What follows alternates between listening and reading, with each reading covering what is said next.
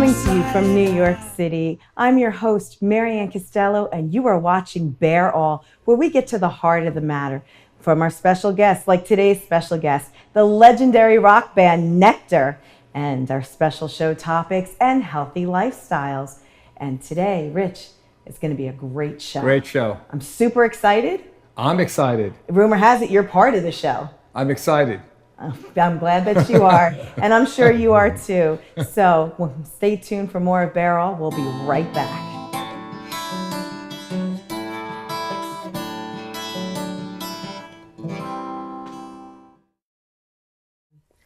Now, when you had this experience, right, and you first found out about her diagnosis, how has this experience changed you?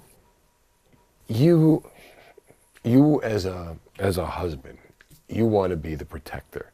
You want to be the guy, we got this, don't worry about it, whatever I can do. And in some situations, there's nothing you can do.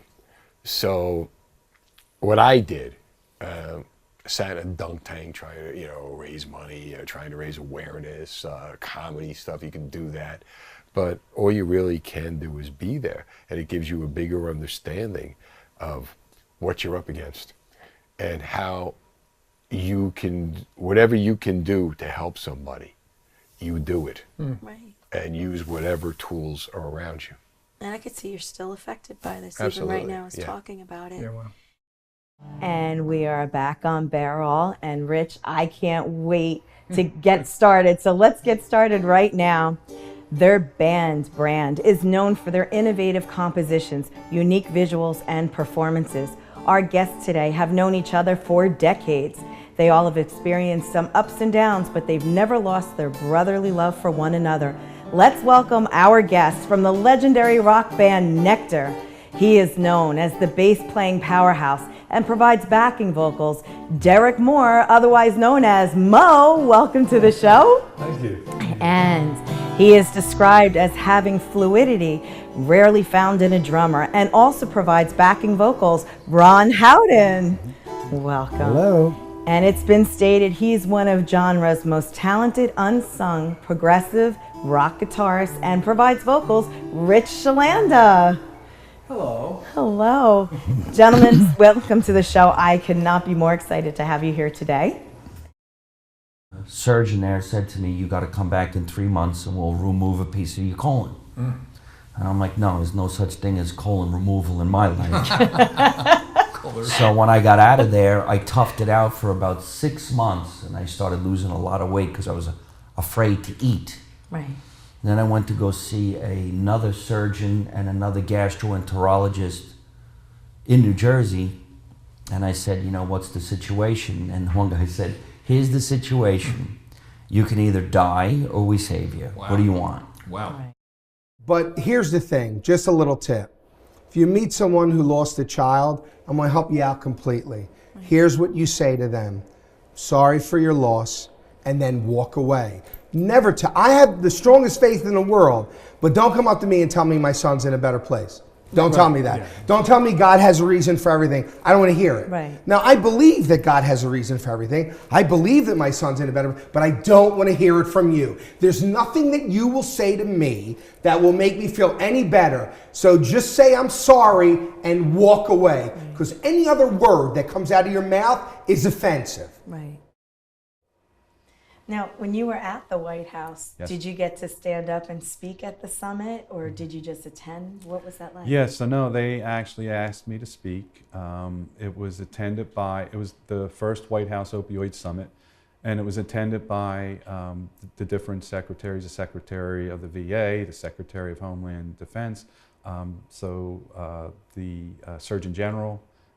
It was opened up by the First Lady, and Ann Conway, who is heading the opioid work from the White House. She moderated. And then at the end, the president came in, and which was interesting because I was kind of on the aisle at the end, and he came in, he shook my hand, and he went up. Of course, I didn't have my cell phone ready, but he gave a little speech, and then when he was done and he was leaving, he came back to me to shake my hand. But I was ready this time. And so you got your photo op. I said, Mr. President, how about a selfie? Did he do it? Yeah, he said, put his hand on my back. He said, yeah, real quick. And I held the phone up, and the rest is history. And how cool is that? There's one other thing that I'm familiar with.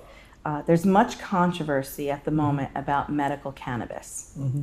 And I've been studying the effect of medical cannabis in my observations, and people seem to have a huge relief from it. So do you use medical cannabis with your patients? And how does medical cannabis help with addiction? Okay, the first answer is medical cannabis definitely has some very, very important properties, and it can alleviate substance use disorder to a minimal to a moderate degree. And the reason being is there are different mechanisms. One is, of course, it's a substitution drug, and sometimes a substitution drug is far better than the drug which is going to kill you. Right. But secondly, it works on what we call the endocannabinoid system and the anandinoid system. So it works on specific receptors in your brain and basically allows your brain to calm down. The real advantage of the medical marijuana cannabis type of system is that in the Alzheimer's patients, it is brilliant. It actually displaces the plaques which form in your brain. And from the Salk Institute, they have shown that you can reverse some of the Alzheimer's. Now the same thing applies in substance use disorder. Where you wouldn't want to use it is in a child or a person predisposed to schizophrenia, because those developing brains are really not going to be affected the same way by THC. You can have a bad effect. And so, we look at that 25-year age group is when you should start utilizing it. I've known a lot of rock and roll musicians who don't have Alzheimer's but should. Not you, Rich. and I personally, I think, it may have something to do with the THC, but we focus our work on the science. So we look at what the Salk Institute is doing and what Mount Sinai and NYU and a number of Israeli studies have accomplished. So scientifically, yeah, there's definitely something there. We look at it and we do use it in our clinical practice. Hello. Hello. Gentlemen, welcome to the show. I could not be more excited to have you here today. So we're going to get right into it for your fans. And let's take a moment to get to know the story of the legendary rock band Nectar. Is it true that you met in Hamburg, or is it somewhere else? No, we actually met in Sheffield many years ago, and then we bumped into each other again in France when Ron walked up on stage and said, "Hey, I want to play with you guys," and we switched drummers that night. Oh, really? Yeah, and we did play in Hamburg. In fact, the Nectar came together in Hamburg, but we played 5 years before Nectar started. Wow. Oh, I didn't know that. We've been together, as you said, decades. Decade. Welcome back. I'm Maryann Costello, and you are watching Bear All. And we're going to have a little bit of fun with our guests because we love to play games on this show, and you can play at home too. And today's game is called Animal, Vegetable, or New Brunswick. Animal, vegetable, or New Brunswick. Let's watch Cal play the game. Hello. Hello, Maryann. So we have some prizes too that you can possibly win on this show. Oh.